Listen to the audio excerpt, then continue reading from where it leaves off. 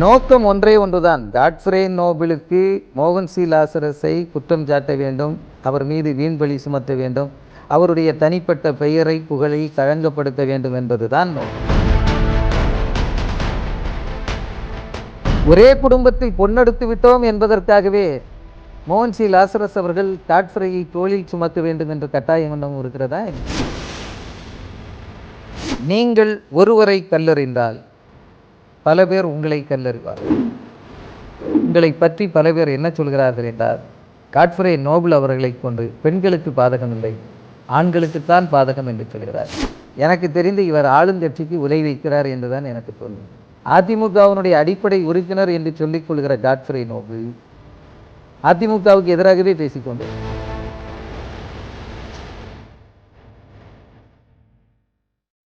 ஆண்டவருடைய நாமம் மகிமைப்படுவதாக. இந்த இணையதளத்தின் மூலமாக உங்கள் அனைவரையும் சந்திப்பதிலே நாங்கள் மிக்க மகிழ்ச்சி அடைகிறோம். உலகம் முழுவதும் வேகமாய் பரவிக்கொண்டிருக்கிற கொரோனா வைரஸ் என்ற நோய் நிமித்தமாக உலகமே ஸ்தம்பித்த நிலைமையிலே எல்லா நாடுகளும் பொருளாதாரத்திலும் உயிர் சேதங்களிலும் மிகவும் வேதனைப்பட்டு கொண்டிருக்கிற சமயத்தில் நம்முடைய இந்திய தேசத்தில், அதுவும் நம்முடைய தமிழ்நாட்டை மையமாக வைத்து இயேசு விடுவிக்கிறார் ஊழியத்தின் ஸ்தாபகருமாகிய சகோதரர் மோகன் சி லாசரஸ் அவர்கள் மீது அவருடைய குடும்பத்தின் நபரின் நிமித்தமாக பல குற்றச்சாட்டுகள், பொய்யான காரியங்கள் வெளிவந்து கொண்டிருக்கிறதை நீங்கள் அநேகர் பார்த்திருப்பீர்கள். இன்றைக்கு அதனுடைய உண்மையின் பின்னணி என்ன என்பதை சிறுபான்மை மக்கள் ஜனநாயக கூட்டமைப்பின் பொதுச் செயலாளர் திரு சுரேஷ் காணி அவர்களோடு ஒரு சிறப்பு சந்திப்பு. வணக்கம். இந்த நேரலையில் உங்களை சந்திப்பதில் மிக்க மகிழ்ச்சி.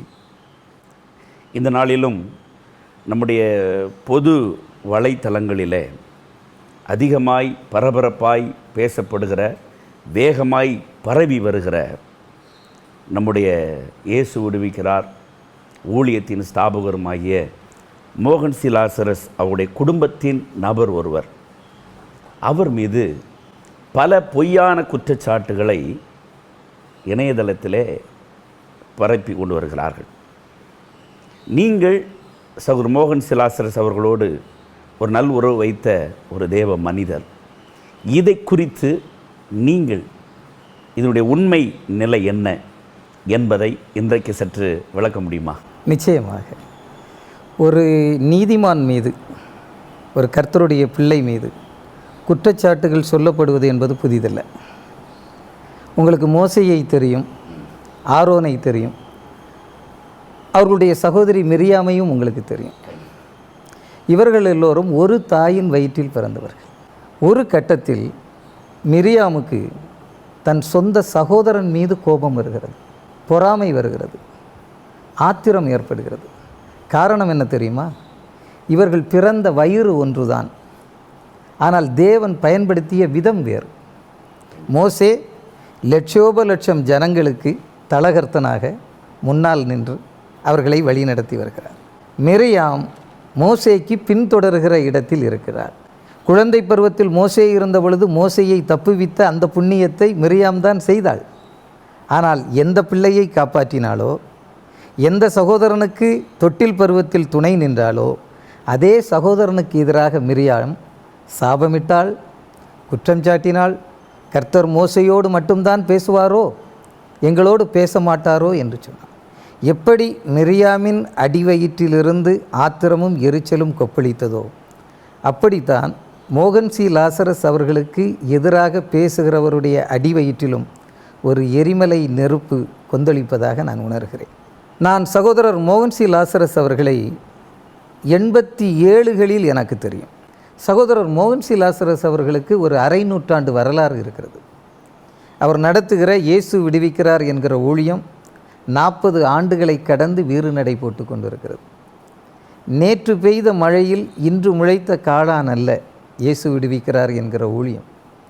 அது ஆண்டவரால் பதியம் செய்யப்பட்டு 1974களிலே தெரிந்து கொள்ளப்பட்ட கர்த்தருடைய மனுஷன் மோகன் சி லாசரஸ் அவர்கள். அவர் பிறப்பால் கிறிஸ்தவர் அல்ல. மோகன்சி லாசரஸ் அவர்கள் மீது சொல்லப்படுகிற குற்றச்சாட்டு என்பது புதிதல்ல, அவருக்கு பழக்கப்பட்டது தான். நாம் புரிந்து கொள்ள வேண்டிய விஷயம் என்னவென்றால், அவருடைய குடும்பத்திற்குள் இருந்து ஒருவர் சொல்லுகிறார் என்கிறீர்களே, சொல்லுகிறவர் யார்? அதை நாம் உணர வேண்டும். இல்லை, சொல்லுகிறவர் யார் என்று நம்ம எல்லாருக்குமே தெரியும். ஆனாலும் ஒரு குற்றச்சாட்டு என்று பார்க்கின்ற பொழுது, ஒருவர் மீது ஒருவரை குற்றம் சாட்டுகின்ற பொழுது, அது தெரியாத நபர் அல்லது விவரம் அறியாதவர்கள் அல்லது வேற்று நபர்கள், இப்படிப்பட்டவர்கள் பல குற்றச்சாட்டுகளை சாட்டலாம். ஆனால் இரத்த சம்பந்தப்பட்ட உறவுகள் குற்றம் சாட்டுகின்ற பொழுது ஜனங்கள், மக்கள் என்ன நினைக்கிறார்கள் என்பதை தான் நாம் யோசிக்க வேண்டியிருக்கிறது. நீங்கள் சகோதரர் காட்ஃப்ரே நோபிள் அவர்கள் பற்றி பேசுகிறீர்கள். என்னுடைய பார்வையில் அவர் சகோதரர் தான். சகோதரன் என்று சொல்லிக்கொள்ள நான் முயற்சி செய்கிறேன். சகோதரர் காட்ஃப்ரே நோபிள் அவர்களும் சகோதரர் மோகன்சி லாசரஸ் அவர்களும் ஒரே குடும்பத்தில் பெண் எடுத்திருக்கிறார்கள். 12 பிள்ளைகள் அடங்கிய ஒரு பெருங்குடும்பத்தில் மூத்த சகோதரியை சகோதரர் மோகன்சி லாசரஸ் திருமணம் செய்திருக்கிறார். அவருக்கு இளைய சகோதரியை காட்ஃப்ரே நோபிள் திருமணம் செய்திருக்கிறார். பெண்ணெடுத்த வீடு ஒன்று என்பதினாலேயே இவர்கள் ஒன்றாகிவிட முடியுமா? கர்த்தர் ஒவ்வொருவரையும் ஒவ்வொரு வகையாக பயன்படுத்துகிறார்.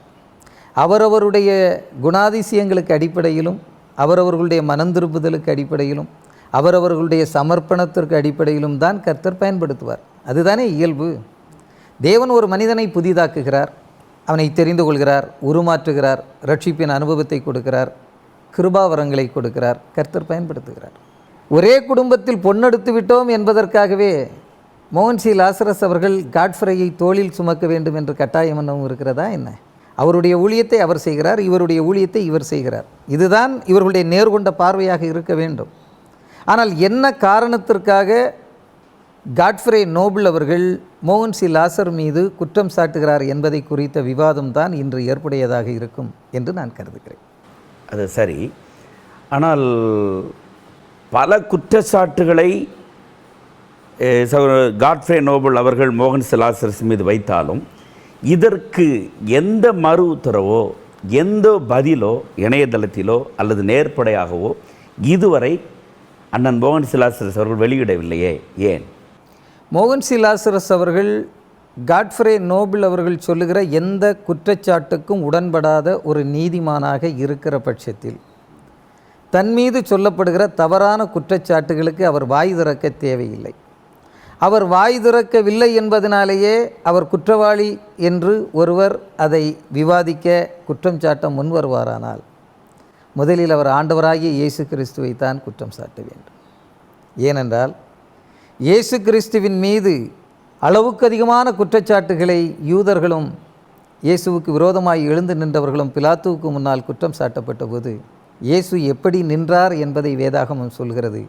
மயிர் கத்திரிக்கிறவனுக்கு முன்னால் பதில் ஒன்றும் சொல்லாமல், மாறுதரம் சொல்லாமல் மௌனமாய் இருக்கிற ஒரு ஆட்டுக்குட்டியைப் போல இயேசு இருந்தார் என்று வேதம் சொல்கிறது. மோகன்சி லாசரஸ் அவர்கள் வேதத்தின்படி மௌனமாக இருக்கிறார். எப்படி என்கிறீர்களா?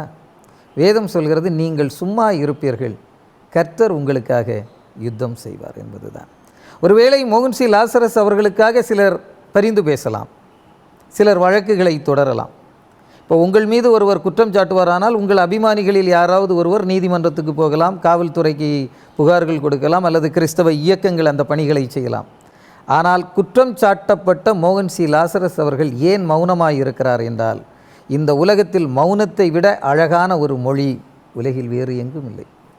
மௌனம்தான் பல உண்மைகளை வெளியே கொண்டு வந்திருக்கிறது. இல்லை, இந்த கேள்வி நான் கேட்பதற்கு காரணம், இணையதளத்திலே பல முறை காட்ஃப்ரே நோபிள் பேசுகின்ற பொழுது நான் ஒரு வருட காலமாக இதை நான் பேசுகிறேன், ஏன் ஏன் ஏன் மௌனமாக இருக்கிறார் அப்படிங்கிற பல கேள்விகளை கேட்டதினாலே இந்த கேள்வியை நான் உங்களிடத்தில் கேட்கிறேன். காட்ஃப்ரே நோபிள் அவர்கள் ஒரு நூற்றாண்டு சொல்லி கொண்டிருந்தாலும் மோகன்சி லாசரஸ் அவர்கள் மௌனமாகத்தான் இருப்பார், அவர் மௌனமாகத்தான் இருக்க வேண்டும். அவர் மௌனமாக இருக்கிறது வரை தான் சுரேஷ் காணி போன்றவர்கள் அவருக்காக பேச முன் வருவார்கள். இது போன்ற 1000 சுரேஷ் காணிகள் எழும்புவார்கள் நிச்சயமாக. ஏனென்றால் மௌனத்தை விட வலிமையான ஒரு ஆயுதம் இந்த உலகத்தில் இல்லை என்பதை தாவீது உணர்ந்திருந்தார். தாவீது சொல்கிறார், நாள்தோறும் என்னை குற்றம் சாட்டுகிறவர்கள் பெருகி கொண்டிருக்கிறார்கள். நீ செத்துப்போ என்று சொல்கிறவர்கள் இருக்கிறார்கள். இன்றைக்கு காட்ஃப்ரே நோபல் அவர்கள் இணையதளத்திலே மோகன் சி லாசரஸ் அவர்களே நீர் செத்து போகக்கூடாதா என்று கேட்கிறார் அல்லவா? இதெல்லாம் தாவீதுக்கு எதிராக சொல்லப்பட்ட வார்த்தைகள். ஓகே, அடுத்ததாக சகோதரர் மோகன் சி லாசரஸ் அவர்கள் மீது அவர் இன்னொரு குற்றச்சாட்டுகளை வைக்கிறார். வெளியிலே பார்ப்பதற்கு மிக எளிய தோற்றமுடையவராகவும் தன் வீட்டுக்குள்ளே தன் குடும்பத்துக்குள்ளே தன் ஊழிய ஸ்தலத்துக்குள்ளே வருகிற பொழுது மிகுந்த லக்ஸரியாகவும் அவர் இருக்கிறார் என்பதை நீங்கள் புரிந்து கொள்ள வேண்டும் என்று சொல்லி அவர் சொல்லுகிறதை நம்ம எல்லாம் கேட்டோம். இதை குறித்து அவருடைய எளிமை, அவருடைய லக்ஸரி குறித்து நீங்கள் என்ன விளக்கம் கொடுக்கிறீர்கள்?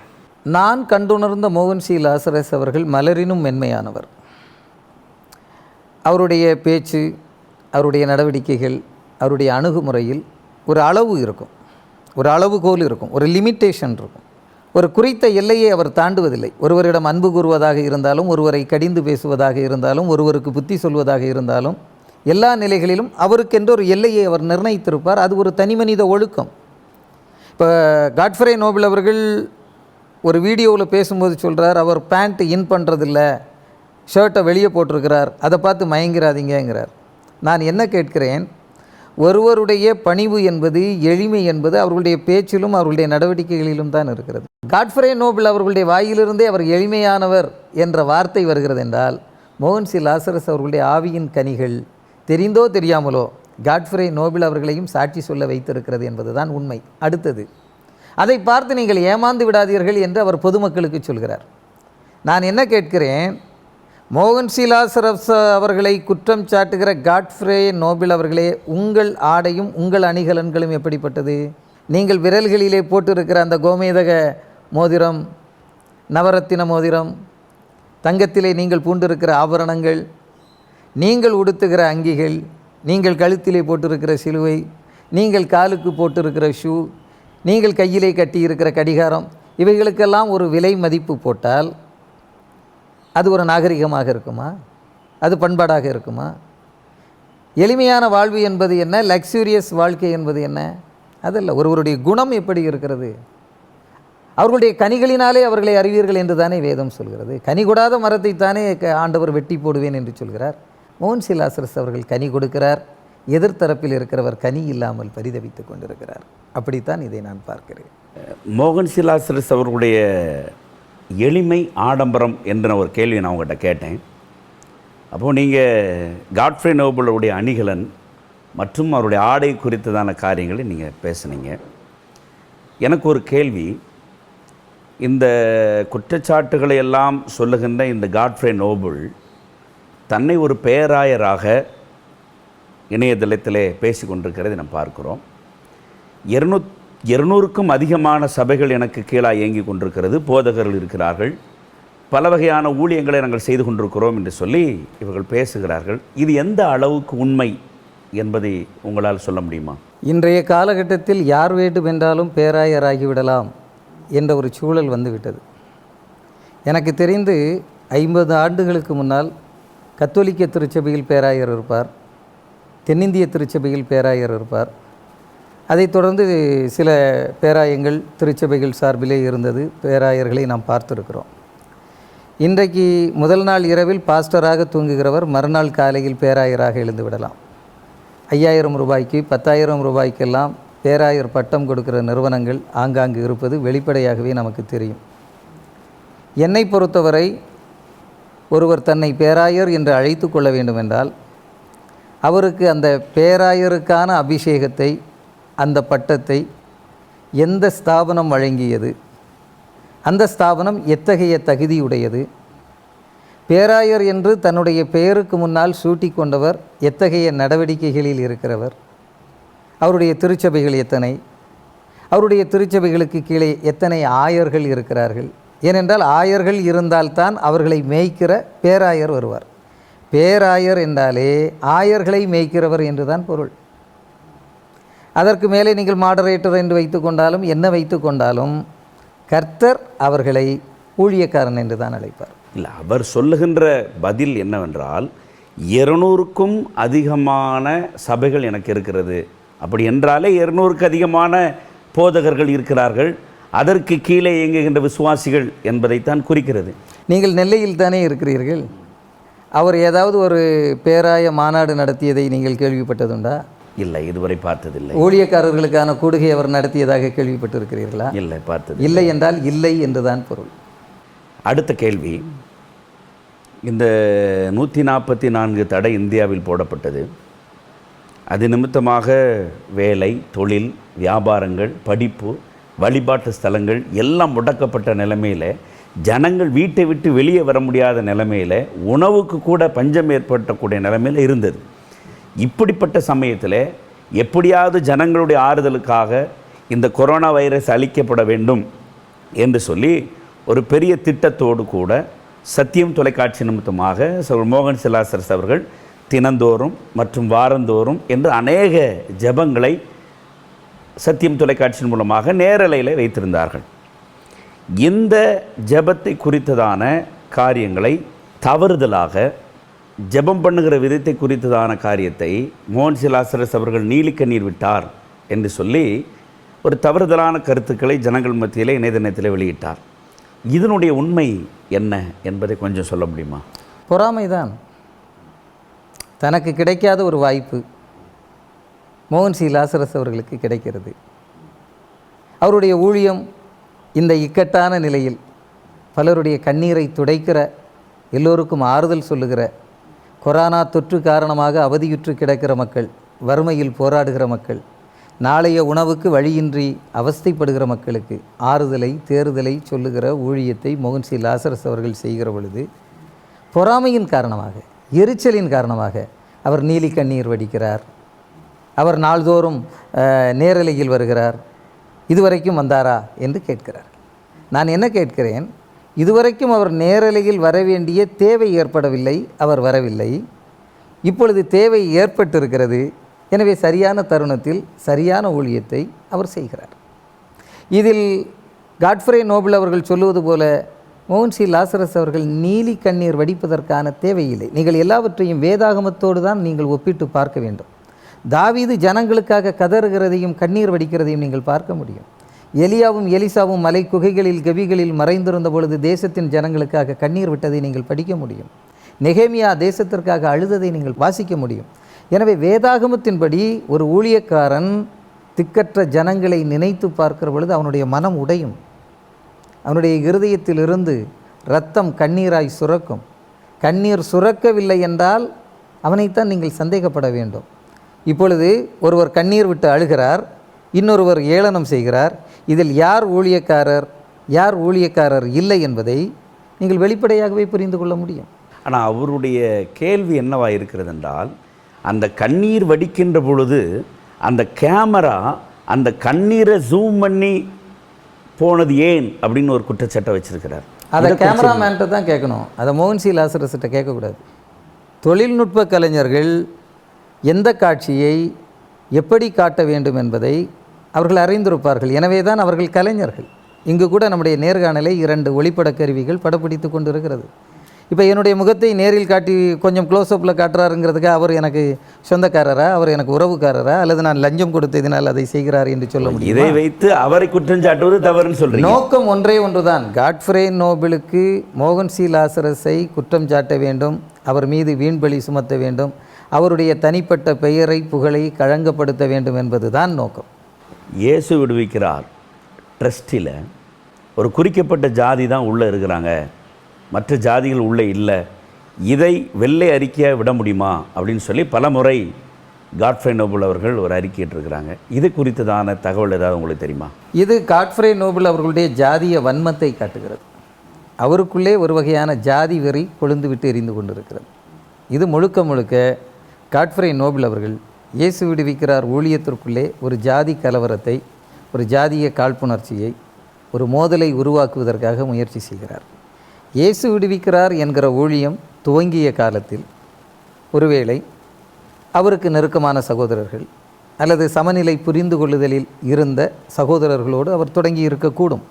ஆனால் எனக்கு தெரிந்து தமிழகத்தில் இருக்கக்கூடிய பல்வேறு கிறிஸ்தவ ஊழியங்களில் அப்பா தலைவர், அம்மா செயலாளர், மகன் பொருளாளர், அப்படி ஃபேமிலி ட்ரஸ்டாகத்தான் உருவாக்குவார்கள். பலருடைய தொலைக்காட்சி ஊழியங்களில் கூட கணவனும் மனைவியும் பிள்ளைகளும் அமர்ந்துதான் பேசி கொண்டிருப்பார்கள். வேறு ஒருவரை உள்ளே கொண்டு வரவே மாட்டார்கள்.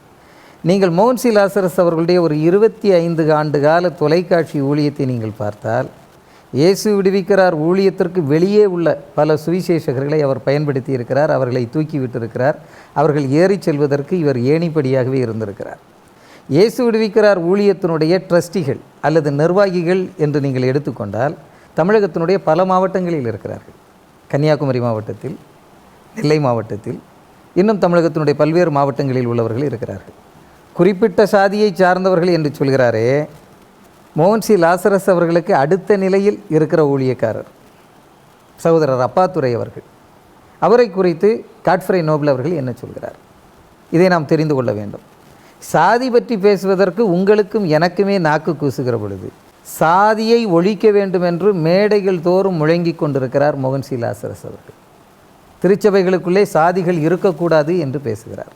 அந்த குரலெடுப்பை முன்னெடுக்கிற மோகன் சி லாசரஸ் அவர்கள் எப்படி தன்னுடைய ட்ரஸ்டிகளுக்குள்ளே சாதிய ஒருங்கிணைப்பை ஊக்கப்படுத்த முடியும் என்பதை நாம் கேட்க வேண்டும். சரி, சத்தியம் தொலைக்காட்சி மோகன் சி லாசரஸ் உடையது.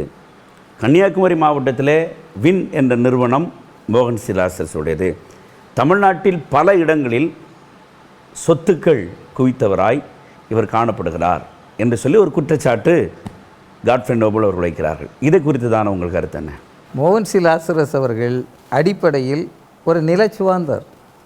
அவருக்கு சொத்துக்கள் இருக்கிறது. அவருடைய பெற்றோர்கள் அவருக்கென்று உருவாக்கிய சொத்துக்கள் உண்டு, தோப்புகள் உண்டு. அதை அவர் சமீபத்தில் நேரலையில் கூட சொல்லியிருந்தார். நாகர்கோவிலில் இருக்கக்கூடிய வின் ஆட்டோமொபைல்ஸினுடைய ஓனர் ஆல்வின் அவர்கள் என்னுடைய நண்பர், எனக்கு நன்றாக தெரியும். அந்த அமைப்புக்கு அவர்தான் ஓனர். மோகன் சி லாசரஸ் அண்ணன் அவர்கள் அந்த நிறுவனத்தை திறந்து வைப்பதற்காக வந்திருந்தார். அப்பொழுது அங்கே வந்திருந்த ஜப்பான் நாட்டிலிருந்து வந்த சிறப்பு விருந்தினர்களை வரவேற்கிற பொழுது மோகன் அண்ணனும் அவங்களுக்கு கை கொடுத்து ஷேக்கன் கொடுத்து வரவேற்றார். அந்த புகைப்படத்தின் ஒரு பிரதியை கையில் வைத்து கொண்டு தான் காட்ஃப்ரே நோபல் அவர்கள் ஒரு அபாண்ட பழிச்சொல்லை சொல்லி கொண்டிருக்கிறார்கள். சத்தியம் தொலைக்காட்சியை பொறுத்தவரை சத்தியம் தொலைக்காட்சியினுடைய உரிமையாளர், அதனுடைய பங்குதாரர்கள், அவர்கள் பட்டியலெல்லாம் சத்தியம் தொலைக்காட்சியில் மிகவும் வெளிப்படையாகவே இருக்கிறது.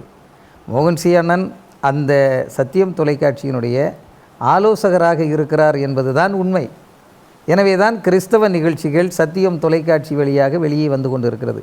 காட்ஃப்ரே நோபல் அவர்களுக்கு ஒரு உள்ளூர் தொலைக்காட்சியை உருவாக்குகிற ஒரு சூழல் கூட இல்லாத போது ஒரு உலகளாவிய தொலைக்காட்சியை மோகன் சி லாசரஸ் அவர்கள் இயக்கி கொண்டிருக்கிறார் என்று ஒரு குற்றச்சாட்டை இவர் சொல்கிறார். நான் ஏற்கனவே சொன்னது போல அதற்கும் காட்ஃப்ரே நோபல் அவர்களுடைய வைத்தறிச்சல் தான் காரணம்.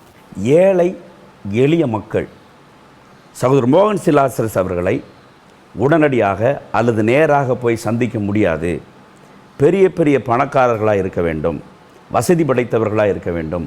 அப்படிப்பட்டவர்கள் மாத்திரம்தான் மோகன் சி லாசரஸை நேரில் சந்தித்து ஜெபிக்க முடியும் அல்லது அவரோடு கூட பேச முடியும் என்கின்ற குற்றச்சாட்டு வருகிறது. இதை குறித்ததான தகவல் ஏதாவது உண்டா? இதிலிருந்து என்ன தெரிகிறது என்றால் காட்ஃப்ரே நோபல் அவர்கள் இதுவரை மோகன் சி லாசரஸ் அவர்களை நேரடியாக சந்திக்கவில்லையோ என்று எனக்கு தோன்றுகிறது. ஒவ்வொரு திறப்பின் வாசல் ஜபக் கூட்டத்திலும் லட்சோப லட்ச ஜனங்கள் பங்கேற்கிறார்கள். ஆயிரக்கணக்கான ஜனங்களின் தலை மீது கை வைத்து மோகன் சி லாசரஸ் அவர்கள் பிரார்த்தனை செய்கிறார்.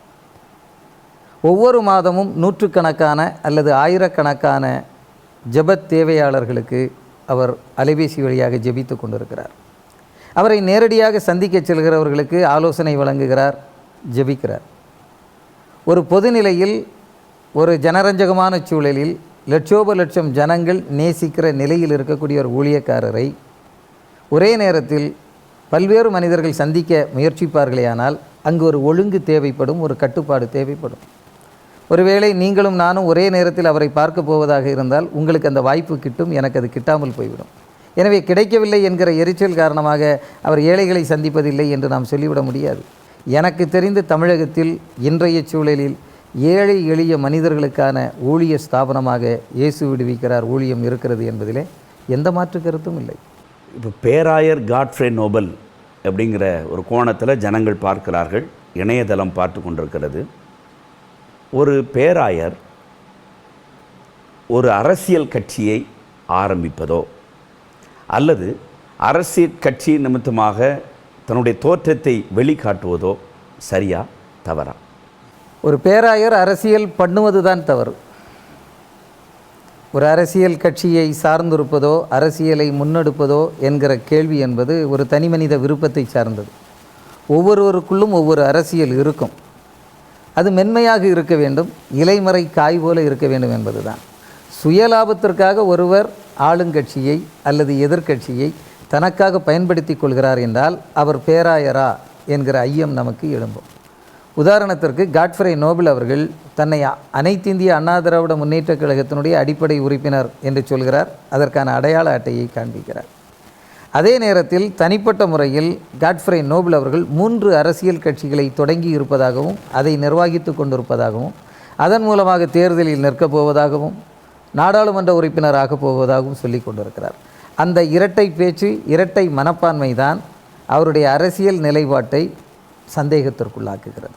அவருடைய முகநூலில் நீங்கள் உள்ளே போய் பார்ப்பீர்கள் என்று சொன்னால், ஒரு காலகட்டத்தில் அண்ணன் மோகன் சி லாசரஸ் அவர்கள் எனக்கு உதவி செய்கிறார்கள், என்னுடைய மனைவி இந்த எலெக்ஷனில் நிற்கிறாங்க, நீங்கள் எனக்கு உதவி செய்யுங்கள் என்று சொல்லி அன்னுடைய பெயரை நல்ல முறையிலே பயன்படுத்துகிற விதத்தை நீங்கள் பார்த்திருப்பீர்கள். ஆனால் இப்பொழுது பார்க்கின்ற பொழுது அண்ணனுடைய பெயரை தவறுதலான முறையிலே பயன்படுத்துகிறார். ஒரு மனிதர் இப்படியும் சில நேரங்களில் பேசுகிறார், அப்படியும் பேசுகிறார். இதை ஜனங்கள் என்ன நோக்கத்தோடு கூட பார்க்கிறார்கள்? தன் வழிகளிலே நிலையற்றவன் காற்றில் அடிக்கப்படுகிற பதரை போல் இருக்கிறான் என்று வேதம் சொல்கிறது. இரு நிலைப்பாடு, இரட்டை நாக்கு, இரட்டை சந்தர்ப்பம், அதைத்தான் சந்தர்ப்பவாதம், நரித்தனம் என்று சொல்லுவோம். மோகன் சி லாசரஸ் அவர்கள் ஒரு குறிப்பிட்ட காலகட்டத்தில் அவருக்கு அண்ணனாகவும் சகோதரனாகவும் உலகளாவிய சுவிசேஷகராகவும் தெரிகிறார். இன்னொரு காலகட்டத்தில் அவர் குற்றவாளியாக, கொலைகாரனாக, வம்பு பண்ணுகிறவராக, இப்போது ஆன்டி கிரைஸ்ட் என்று சொல்லி கொண்டிருக்கிறார். இந்த இரட்டை நாக்கே அவர் உண்மையற்றவர் என்பதை இந்த உலகத்திற்கு வெளிப்படையாக சொல்லிவிடுகிறது. மோகன் சி லாசரஸ் அவர்கள் எந்த அரசியல் கட்சியையும் நேரடியாக ஆதரித்தவரோ தேர்தல் பிரச்சாரம் செய்தவரோ இல்லை என்பது உலகுக்கு தெரியும். ஆனால் காட்ஃப்ரே நோபல் அவர்கள் தேர்தல் காலங்களில் மட்டுமல்ல, தேர்தல் இல்லாத போது கூட அரசியல் தலைவர்களையும் அமைச்சர்களையும் தேடி தேடி ஓடுகிறவர் என்பதையும் ஊரறியும். எனவே மோகன் சி லாசரஸ் அவர்கள் அரசியலுக்கு அப்பாற்பட்ட நிலையில் ஆண்டவர் தனக்கு கொடுத்த ஊழியத்தை நேர்த்தியாக செய்து கொண்டிருக்கிறார். காட்ஃப்ரே நோபல் அவர்கள் தனக்கென்று ஒரு நிலையான ஸ்திரமான ஊழியம் இல்லாத சூழலில் மோகன் சி லாசரஸ் அவர்கள் மீது குற்றம் சொல்லுவதையே ஊழியமாக செய்து கொண்டிருக்கிறார். என்னிடத்தில் ஆதாரம் இருக்கிறது, என்னிடத்தில் ஆதாரம் இருக்கிறது, பெயர்களை நான் சொல்லட்டுமா அப்படி என்று பல நேரங்களில் சொல்லுகிறார். ஆனால் இதுவரை அப்படி ஆதாரங்களையும் பெயர்களையும் சொன்னது மாதிரி தெரியலை. ஏதாவது சொல்லியிருக்கிறாரா? அப்படி ஆதாரம் இருக்கிறது என்றால் ஆதாரத்தை தர வேண்டியது தானே. தராமல் வைத்துக்கொண்டு ஆதாரம் இருக்கிறது அந்த